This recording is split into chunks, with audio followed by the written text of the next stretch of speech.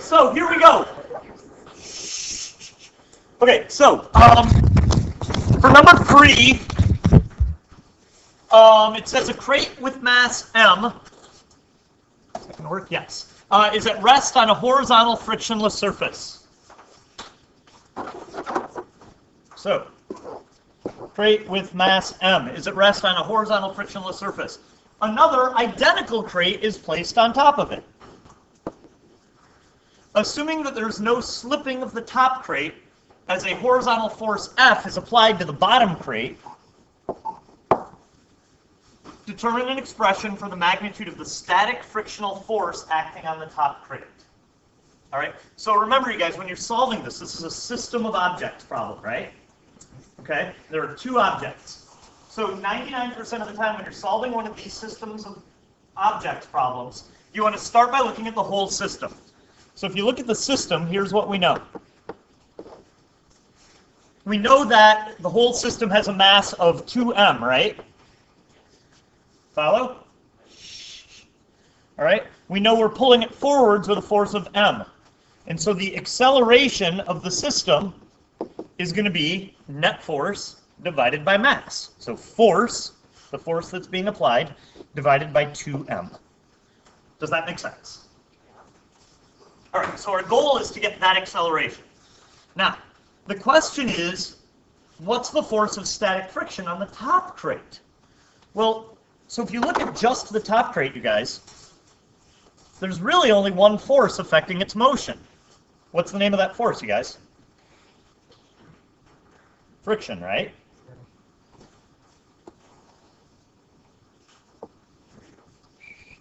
So if you look at just the top crate,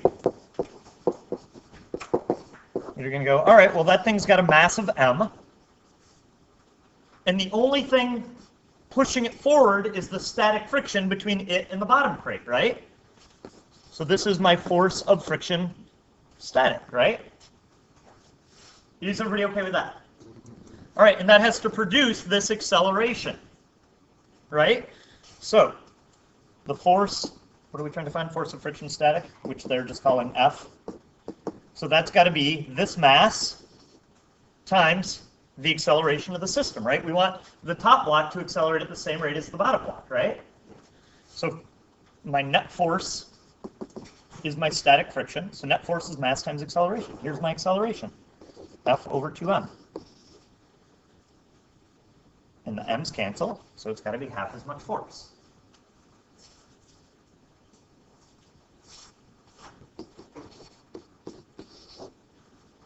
Make sense?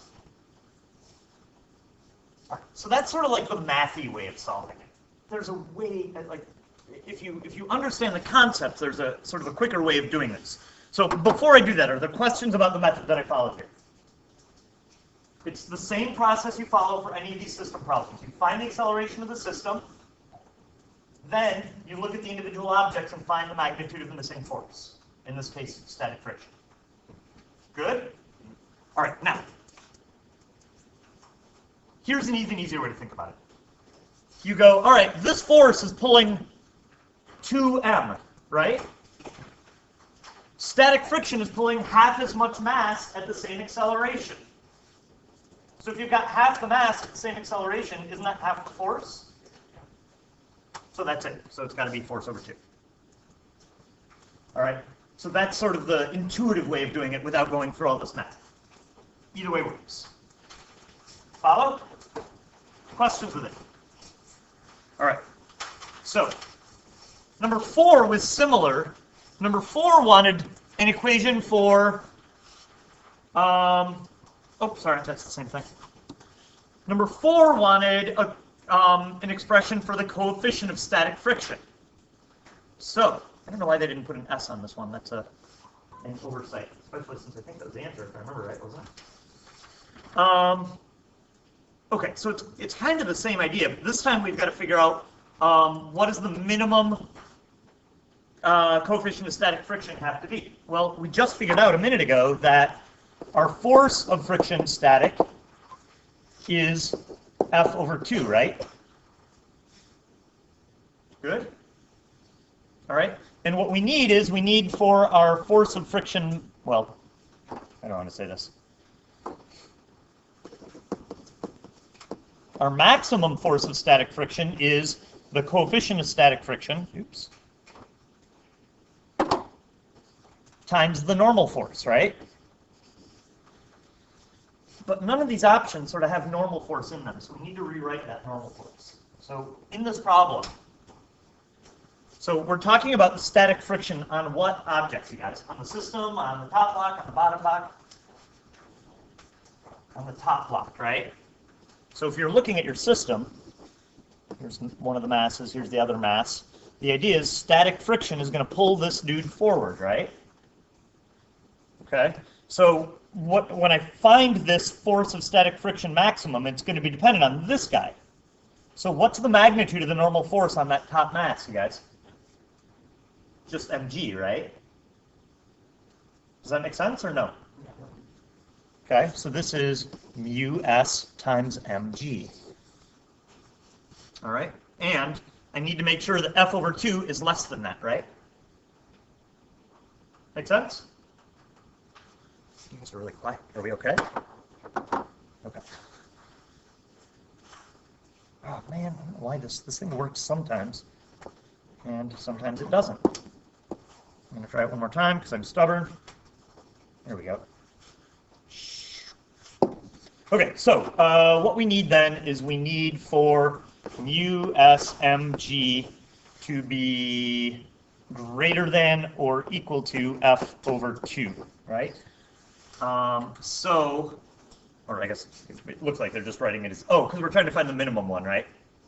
So if you set this at the minimum, then it gives you the equality that you're looking for, right? So anyway, so how do we solve this for the coefficient? Divide by mg, right? So that gives you this guy. Good? Yes. You guys are creeping me out with how quiet you are. You're quieter than usual. Is that a good thing or a bad thing? We're what? Focused. Okay, great. Good. That's what I was hoping. All right, so everybody's happy with 4? Okay, number 9 was the next one that it looked like a lot of people struggled with.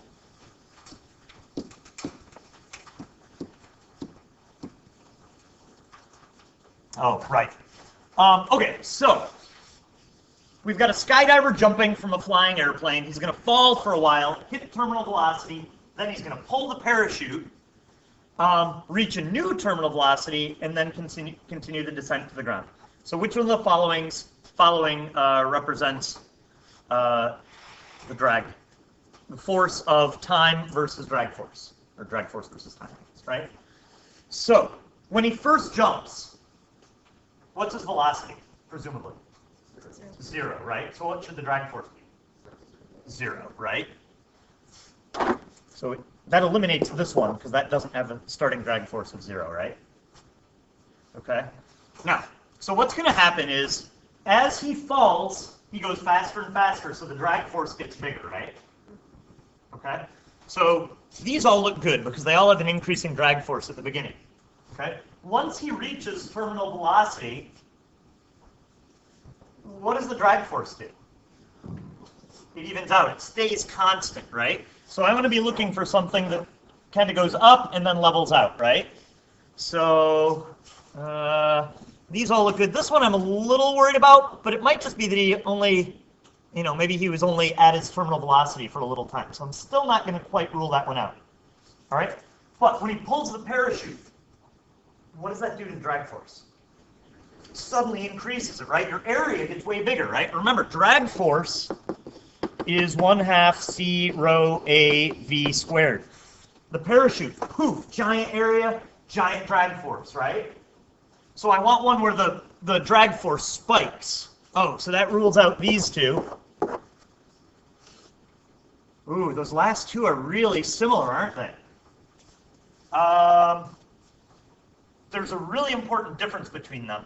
So this one is kind of curved, which is one reason why it's better. But it might not be, it might not be obvious that this is supposed to be curved as opposed to linear and then flat. There's a bigger issue with this one other than that. You see what it is? Good. Yeah. So the second time, so when you hit terminal velocity, when what happens? when your drag force equals your force of gravity, right? So what that's telling me is that when he was at his terminal velocity, this is his drag force, that must also be his force of gravity, right? When he pulls the parachute open, does that change the force of gravity? No, so the second time he hits terminal velocity, you got to be at that same drag force. This one, the drag force is less the second time around, right?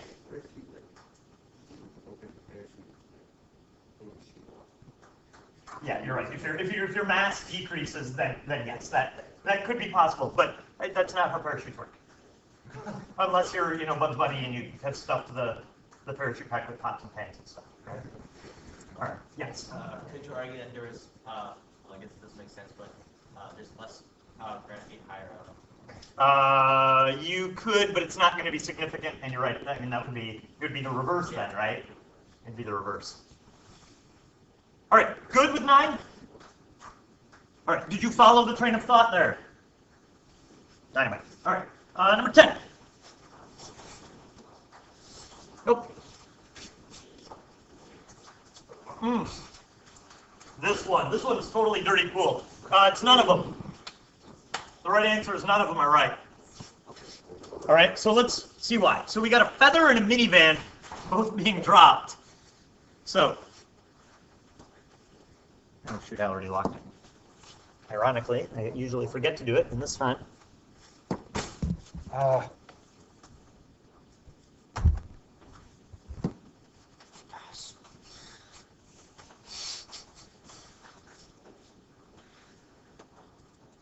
Control. Oh, I was hitting the wrong button. That's why it didn't unlock.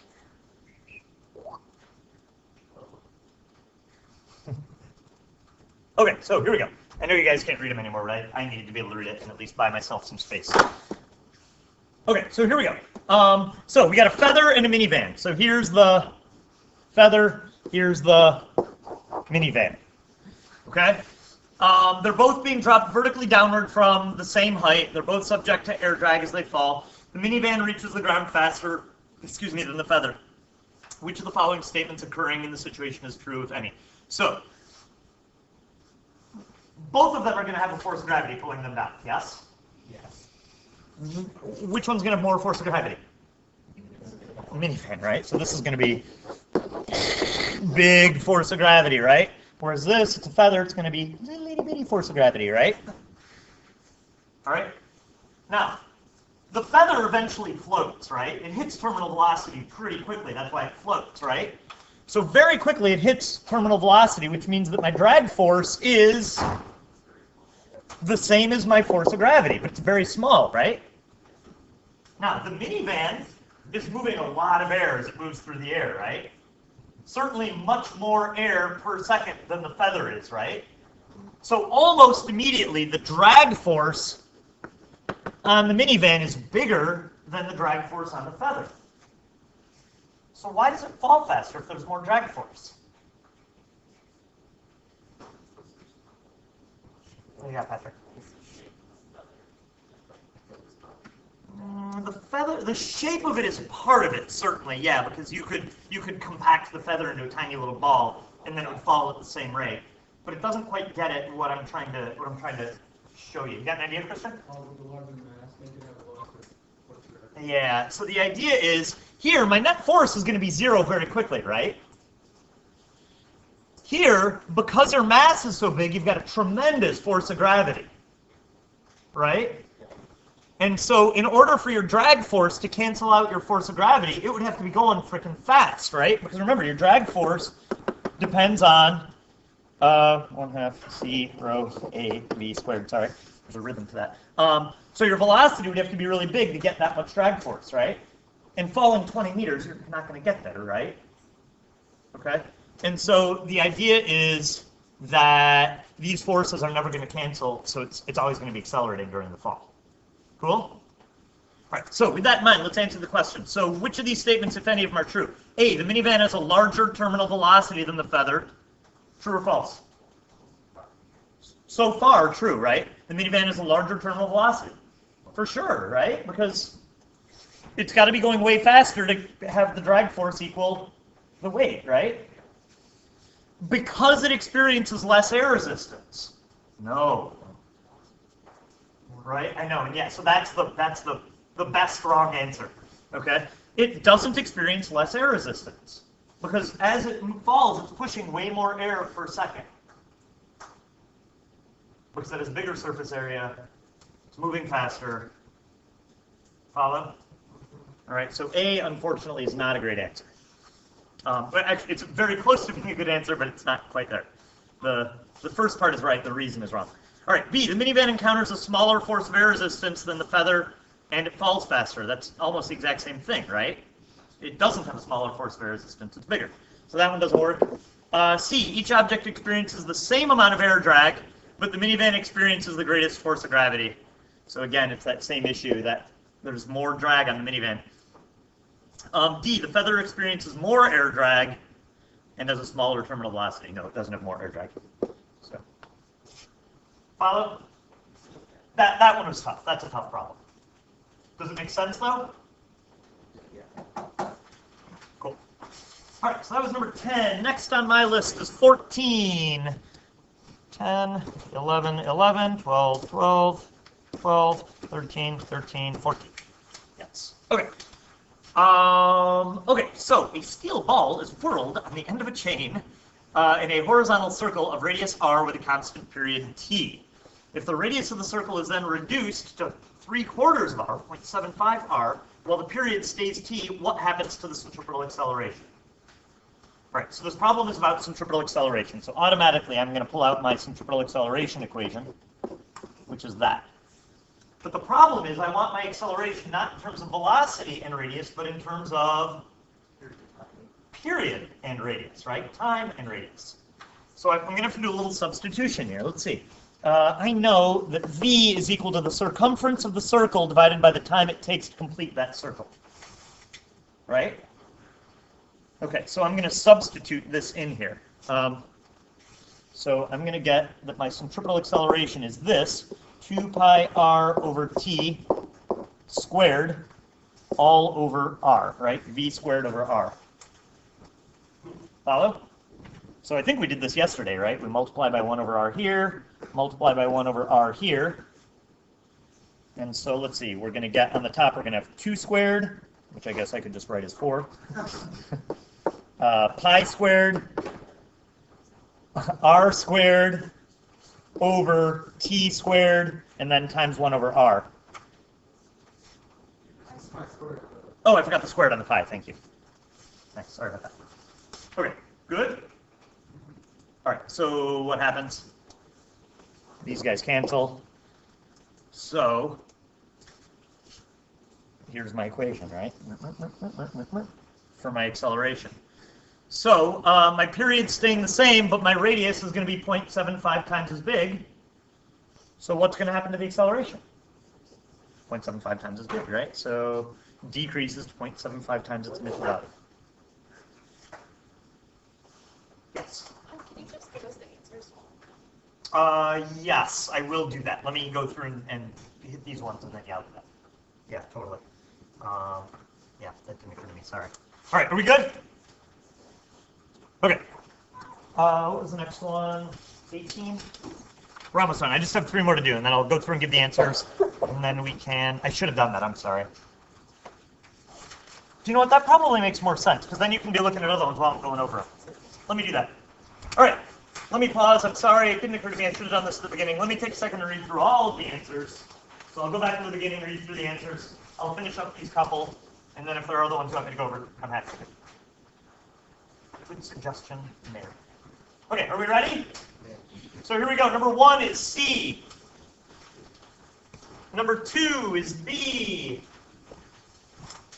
Number 3 is E. 4 is A.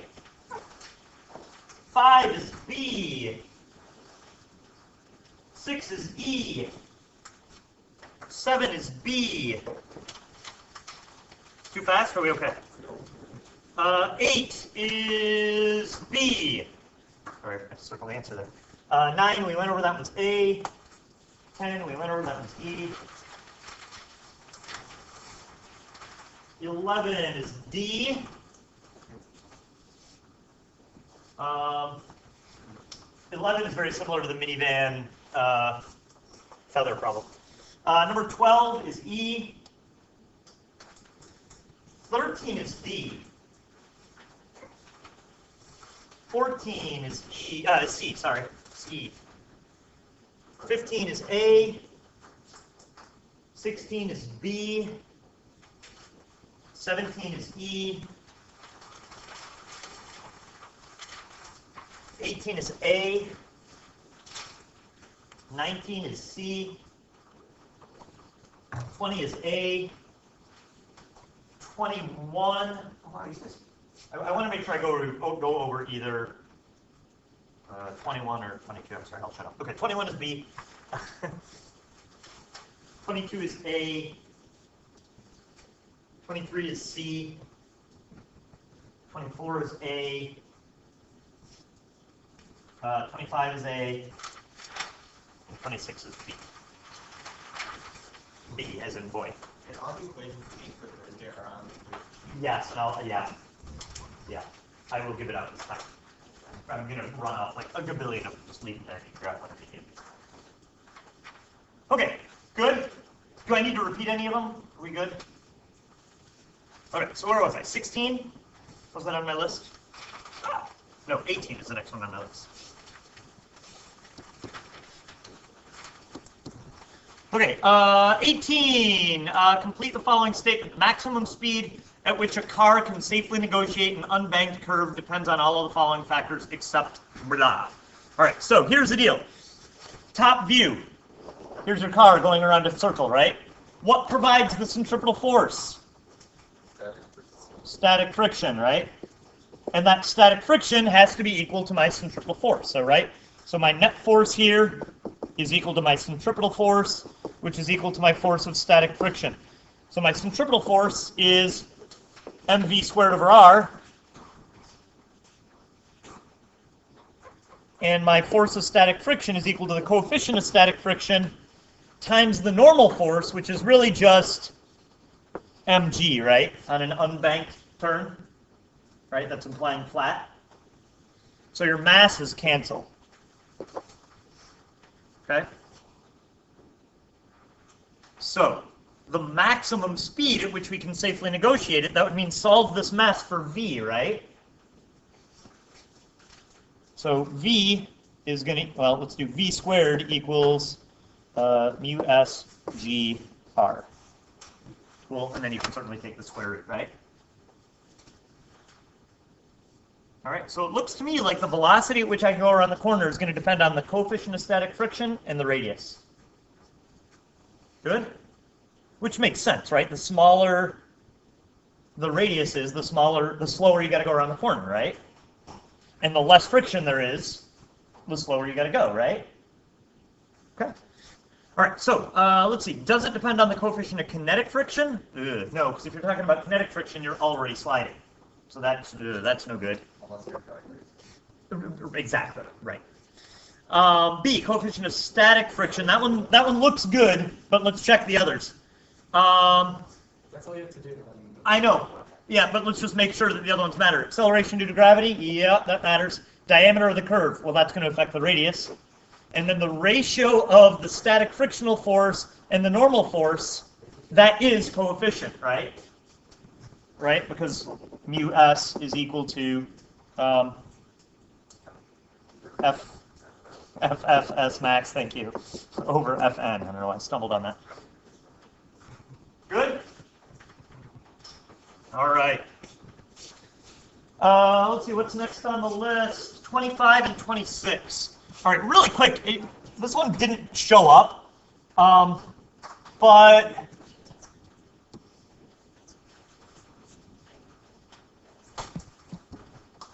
this one. So there are a couple of these problems about going around a loop or like spinning a rope around, right? Spinning an object around on the end of a rope. Okay. The idea is to safely negotiate a loop. So here's you on your bike because you're riding your bike around a loop. Okay. The idea is you don't want your normal force to be zero, right? Because if your normal force is 0, that means you're no longer touching the track, and you're going to crash, right? All right? So what that means is you need your centripetal force to be at least as big as the force of gravity.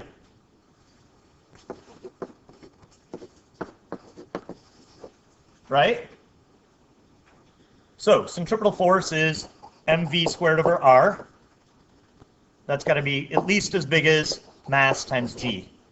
The m's cancel, solve for v. You're going to multiply both sides by r and then take a square root. So your velocity's got to be at least as big as the square root of g times r.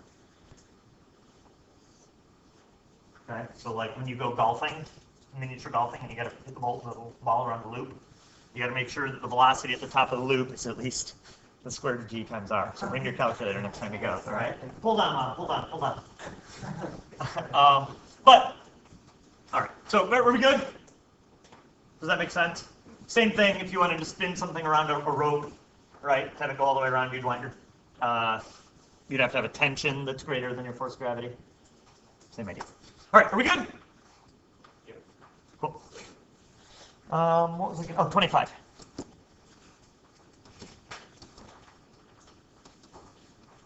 All right. Which of the following parameters determine how fast you need to swing a water bucket vertically? Oh, this is the exact same question, right? You don't want the water to come out of the bucket, right?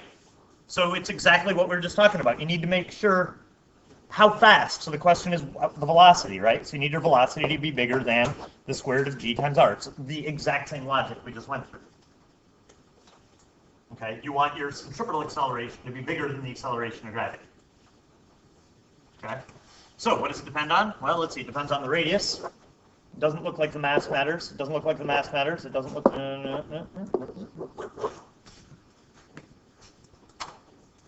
Cool? All right. And then finally, 26. All right, this one. So one of the things that you need to make sure that you understand the distinction between is there's a force of static friction max and a force of static friction. They're not the same thing, right? The static friction is sort of like how much force, it can exert, whereas the force of static friction is how much it does exert. All right, so here's the deal. It says the rapid rotor is spinning fast enough so that the floor beneath drops out and the rider remains in place. So right now, gravity's pulling this person down with a force of Fg. So what has to be true about my force of static friction? It's got to be the same as the force of gravity, right? Otherwise they'd be falling, right? And it can't be bigger because then it'd be sliding up the wall. That doesn't make sense. All right? There are rides like that, yeah, where it's on tracks and they slide up. Yeah, I think it's called the Gravitron? Gravitron, where you slide up the walls. Yeah. All right. Let me finish this up so I can check that email, you guys. All right, so look. So this person's remaining in place. Then it says the rotor speeds up, so it's going twice as fast. Well, is the person going to slide? No. There's more normal force, so there's more maximum static friction force. But the person doesn't weigh more. So the force of static friction is still going to be the same. Right? Make sense? Now, if the question had said, something about the maximum force of static friction, then that would be bigger. And I think it would be 4 times bigger, right? Because centripetal force, here your centripetal force is equal to your normal force. That's mv squared over r. So double the velocity would be 4 times the force, right? Because of the squared. Does that make sense? Okay, well, let me check that email and then we can go through some of these other ones real quick. Okay, so here's the deal with number 1, you guys. So, it says, Jennifer is pushing a heavy box up a rough inclined surface at a constant speed. The little alarms are going off already. Why is constant speed important? No acceleration, therefore my net force is 0, right? Okay, so let's make a free body diagram. Oh, stupid green. All right, so there are going to be a total of, there's going to be a bunch of forces on this, right? So, first of all, you always start with gravity, but my recommendation would be to replace gravity with a parallel component and a perpendicular component and a parallel component, right? Okay. This force F is also going to have two components. There's going to be one component that's sort of pushing down into the ramp and one that's pushing up the ramp, right? So this is going to be my F perpendicular and my F parallel.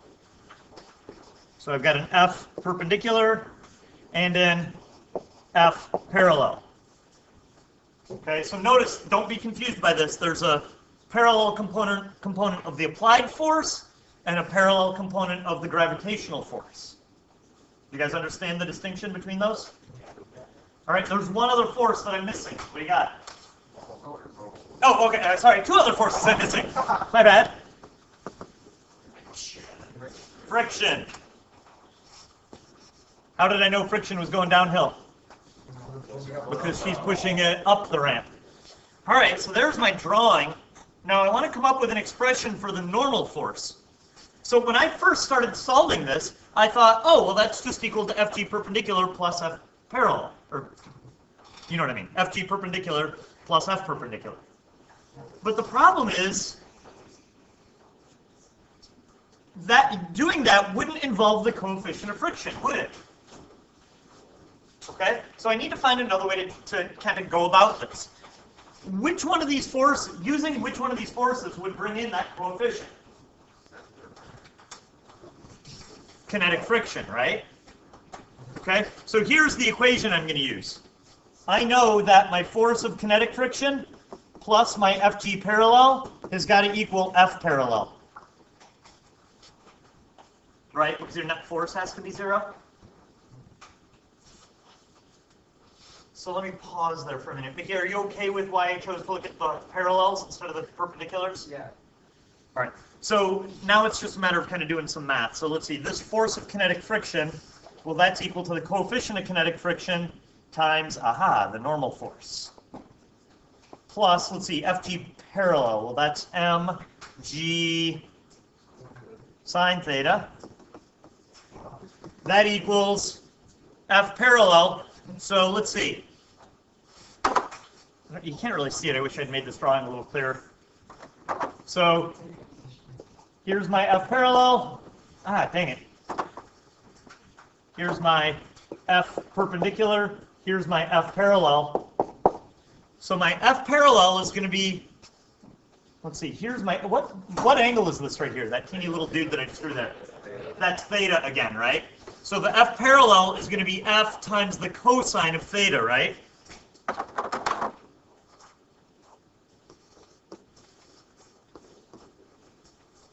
And then solve for Fn, and it gives you, let's say you're going to subtract mg sine theta and divide by mu k, so it gives you that guy. Is that the right one? Oh, C, sorry. Oh, gotcha. Thank you. Sorry about that. All right, good. Mickey, are you good? Yeah. Everybody good? All right, what other ones do you guys want to talk about? Yeah, Mary. 5? Sure.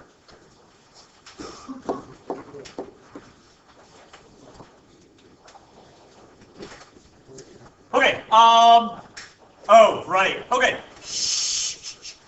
All right, so we've got this truck that's driving forward at a velocity of 25 meters a second. The locks break, and so it skids. So the force that's going to be stopping is friction. What kind? Kinetic, because it's skidding, right? All right, so let's see. We want to figure out how far the truck slides. So to do that, I need to find the acceleration, right? And it hasn't given me a mass. So let's do this. My Fg is going to be mg, which means that my normal force is going to be mg, right? So that means this force of kinetic friction is going to be 0.68 times mg, right? Coefficient times normal force. Good? So my net force is going to be this, isn't it? There's no force pushing the car forward. It's just skidding. It's driving and they jam on the brakes. So friction's going to stop it. Okay? So acceleration is net force over mass. So my net force is 0.68 mg divided by the mass. The acceleration is 0.68 g. There's the acceleration. I know that's not the question, but that's important information. Just why drew a box around it. Are we good up to there? All right, so now we got to find the displacement. So here's what we know. We know our VO is 25 meters a second. We know our acceleration is 0.68 g, whatever that is.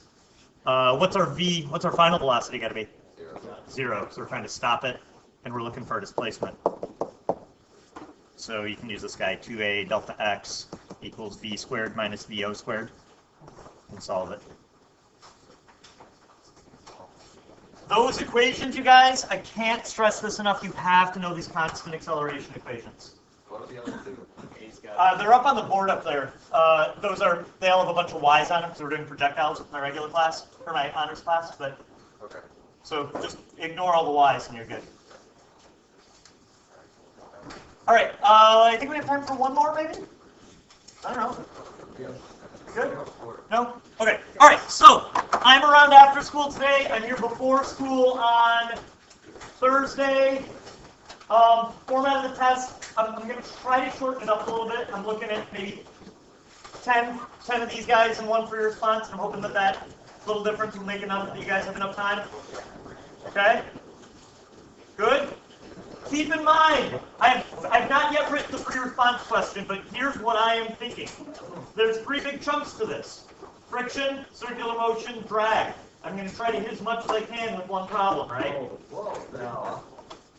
I can't imagine one that, well, I guess We can have it your main actor. so it's not going to be crazy, but hard.